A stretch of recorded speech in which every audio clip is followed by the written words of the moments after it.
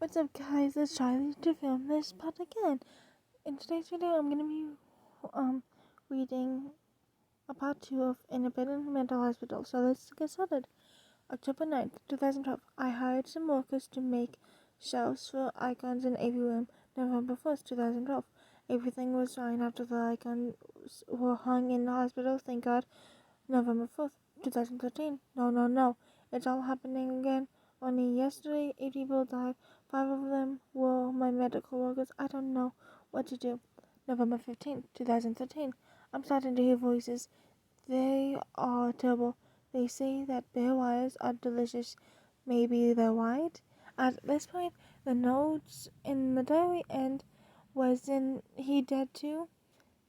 I need to look up information about this mental hospital on the internet. I look at my watch. It's midnight. I got up and went to the window. There's a full moon today. It's just like in a horror movie.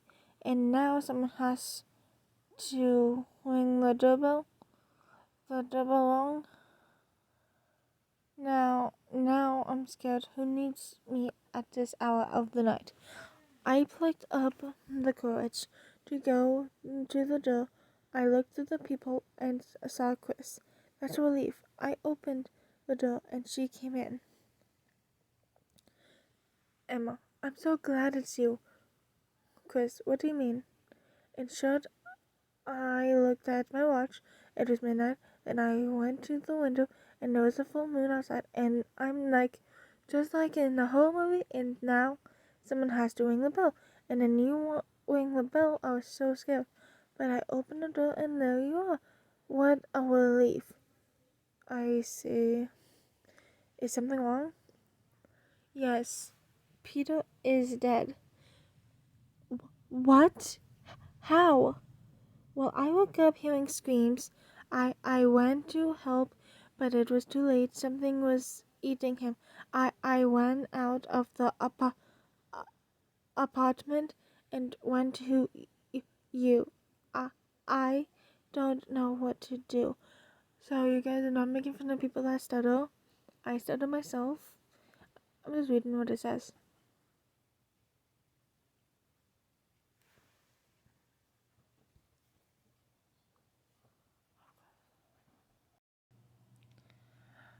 Peter, no, she began to cry. I hugged her. Peter can't be brought back to life. Calm down. We will definitely find a way out of the situation. Do you remember what that creature looked like? Yeah, I remember. Can you draw it? Wait, what? Oh, I can. Okay. I went to get a piece of paper and a pencil. Chris had calmed down a little. I gave her the paper and then went to the kitchen for sedative taking her drawing. At first I thought this drawing was copied from somewhere, but then I realized that Chris wouldn't lie to me. So she doesn't have that habit. An eyeless creature with a huge mouth stared at me from the drawing.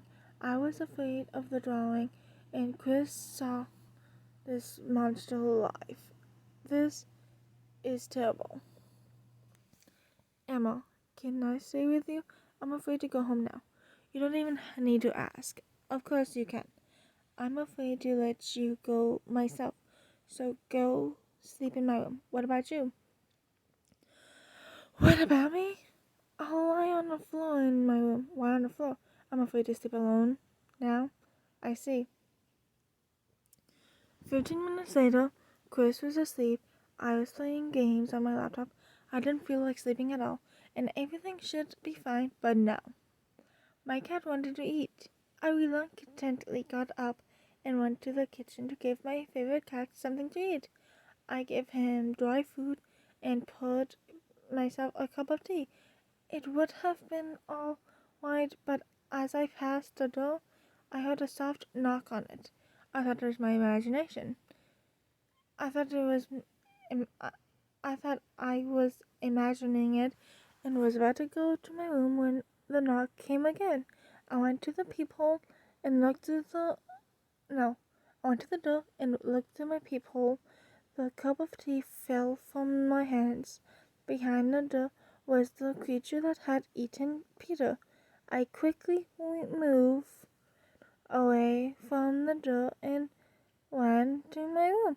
In the room, I quickly turned off my laptop and started to wake up Chris. Chris, get up, it's you. What do you mean? The creature that ate Peter, it's you. What? Yeah, we should do something. Yeah, we have to do something. I already read that. Okay. But what exactly should we do? Wait, do you hear that? I stopped talking and listened.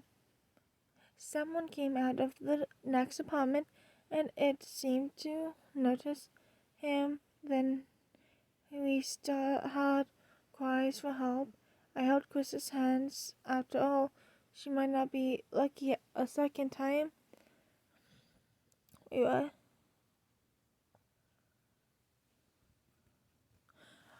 Chris and I sat in my room until morning, and the knocking on the door didn't stop. During this time, I tried to understand why this monster came for us. Maybe it's due to the fact that we visited the mental hospital? No, there must be another reason. Hey, Chris, did you and Peter summon any spirits? How do you know? Well, I guessed. I didn't say anything else. Chris was silent too. So I said yes. The sun rose and the knocking stopped. I went to the front door and opened it. The creature was not there. There were only the corpses of my neighbors. I don't know why, but I don't feel sorry for them. I hated them anyway. I can't even explain the reason for my hatred. Chris followed me out of the apartment. I think I'll go home. Alright, call me when you get there. Okay. I waved at her and went home. At home, I immediately went to my laptop. I sat down at the table and put my headphones and started searching for information about this mental hospital. 2 hours later, Chris still hadn't called. Oh no, she always keeps her word. Maybe she went somewhere. It's possible. It turns out that before the scene, there used to be a church where the exorcism was performed. Now I understand why strange things happened there. Wait a minute.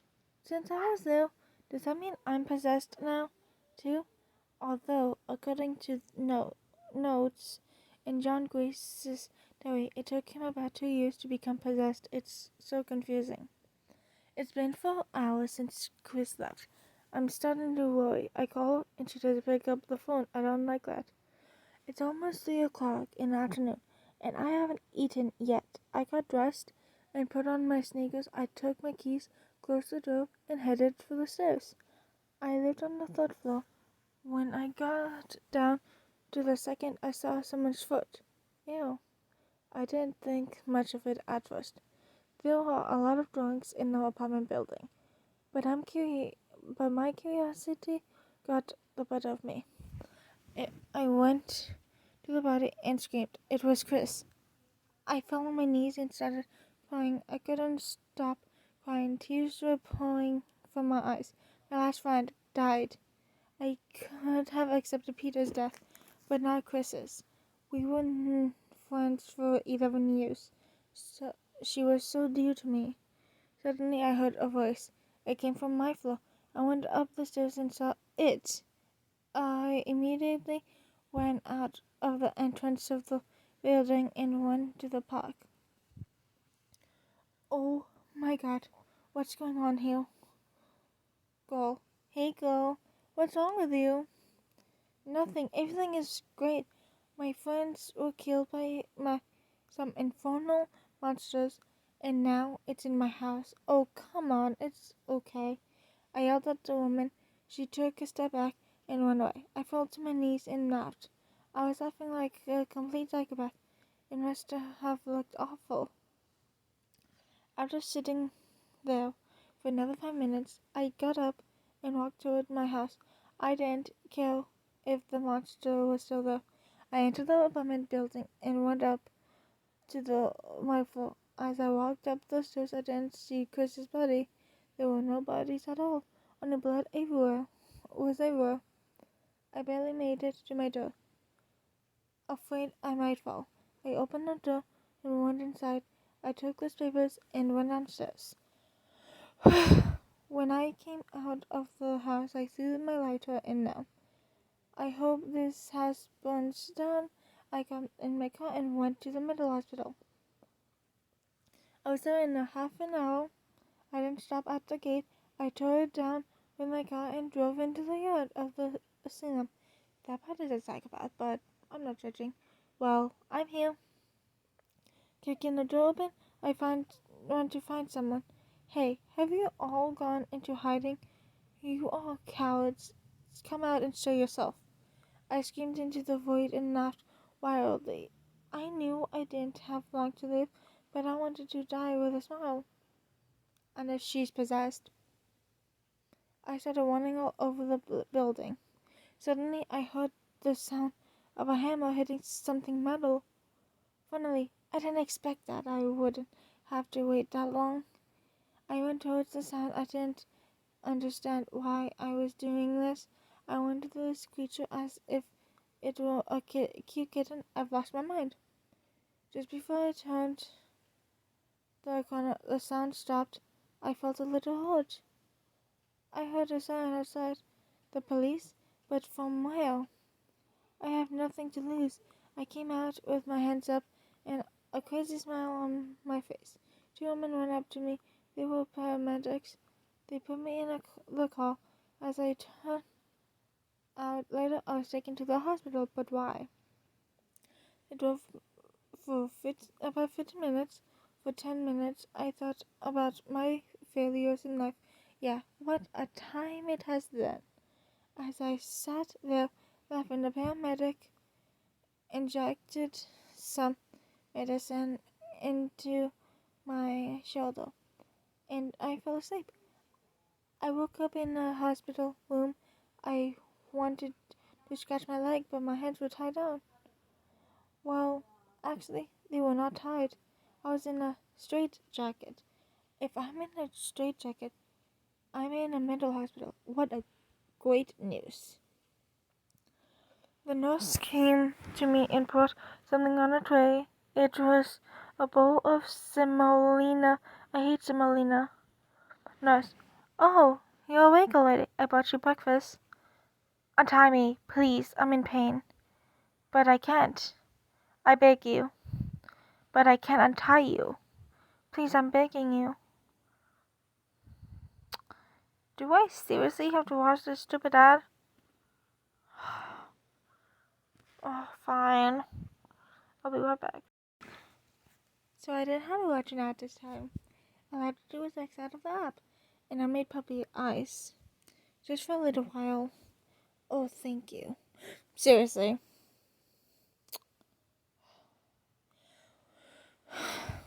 Okay. I'll make a part 3.